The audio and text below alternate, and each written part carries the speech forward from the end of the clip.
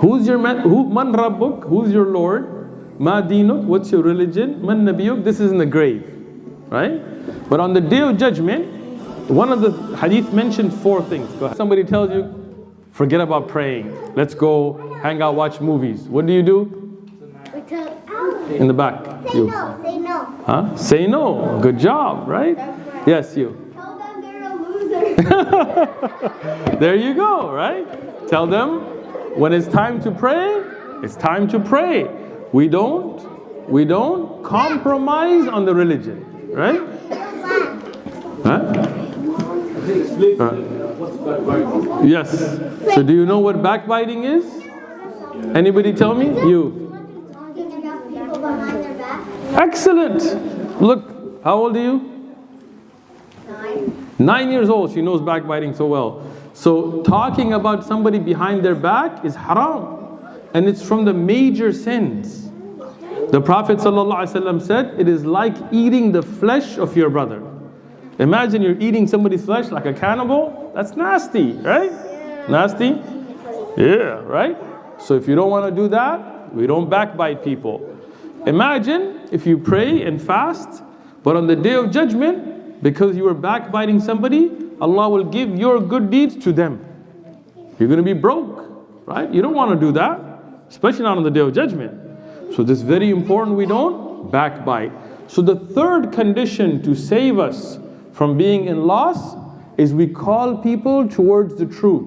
We give them da'wah, right? What is haqq? Islam. Allah is one, right? Qul huwallahu ahad. So when we see somebody worshipping other than Allah, we tell them this is wrong. You should worship none but Allah. If you see somebody stealing, what do we say to them? That's haram, don't do it, right? If we see somebody backbiting, we see somebody lying. Warn them that you can be punished. Yes, you warn them nicely because you want good for them, not harshly, but with good manners, right? So we call people towards the truth. And what's the last one? Praying. Come on. Sabr. What is it? Patience. Calling each other towards being patient. Because life is going to test you. You know, when you go to school, when you have tests, when you have, friends that want to do wrong, sometimes you get tempted. Sometimes somebody may make fun of you. They make fun of where you're from or what you look like or, whatever else. But then, do you react and get angry and punch people? No, we don't do that. What do? We are patient, right? Thank you, yes, right? Go ahead. He said he would give me a card, but then he took the heart from me. Great idea of how to be patient now, right? It's a great example. You tell him, look, I forgive you, you can have the card, and I don't go after you into the girl section.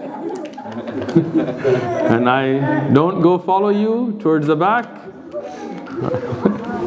Go ahead. Come back to Ohio. Tell him to go back to Ohio? Why? South Carolina is nice. So, what are the 4 things now? So you believe, and what else? You do good deeds. You call people for the truth. You call people towards the truth. And then you call people. And you are patient. Patience is a very, very strong quality. It's a very difficult thing. Also do good deeds. Yes, you do good deeds. That was the second one we covered. Good job. Thank you. And thank you. Good manners. Very good. So, what is essential here is that we have to, especially as when you're young, understand that Allah gave you a great bounty of Islam. And with this bounty, you have a great responsibility to save yourself and your family and all of mankind from going down the wrong direction by taking them towards these 4 things. Like if someone's lost and you help them. Great. If somebody's lost, you help them. Whether they're lost in guidance or whether they're lost in this life.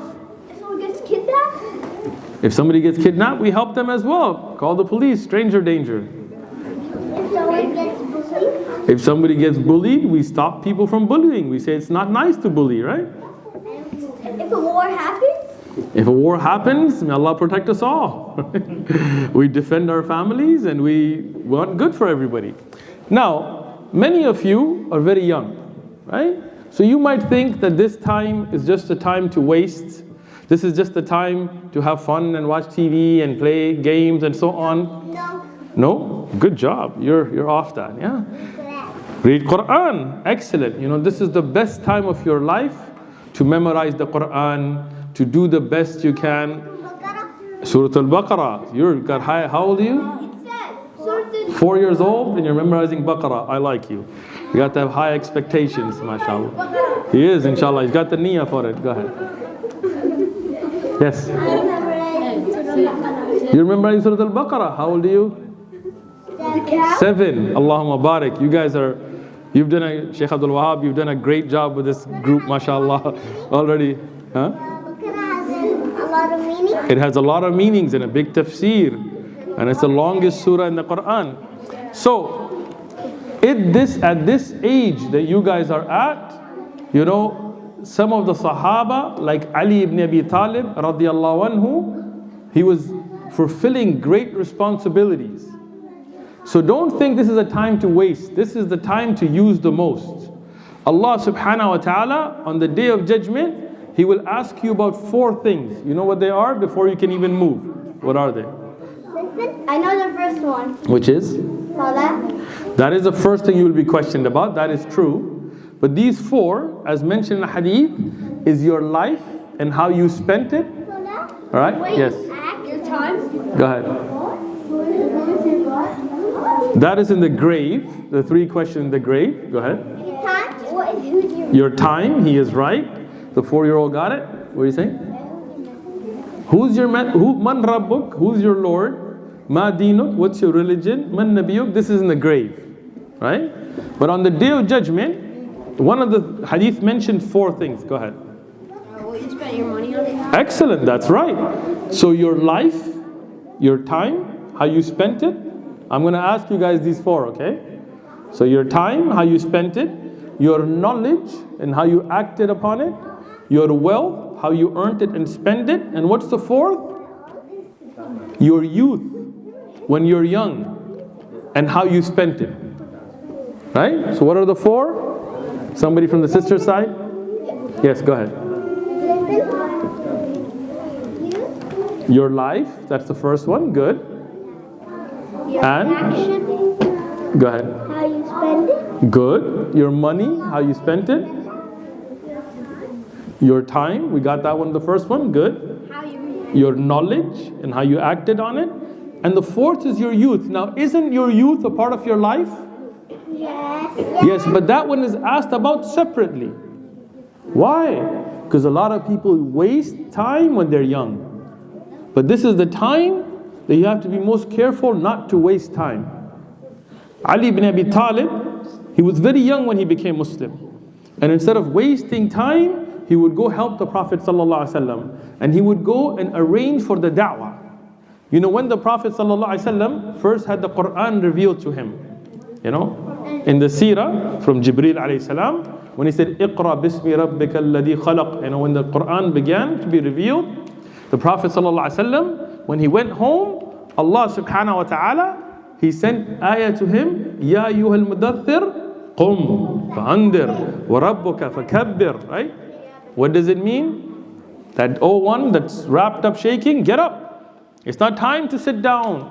It's time to get up and go and warn people about the day of judgment and speak about the greatness of Allah, of your Rabb. So Rasulullah sallallahu alaihi wasallam, he told Ali ibn Abi Talib, who was a young kid at the time, he told him that go and organize for the leaders of Quraysh to come so he could give them da'wah. Yeah? So even though he was a young kid, he was such a responsible person. Radiyallahu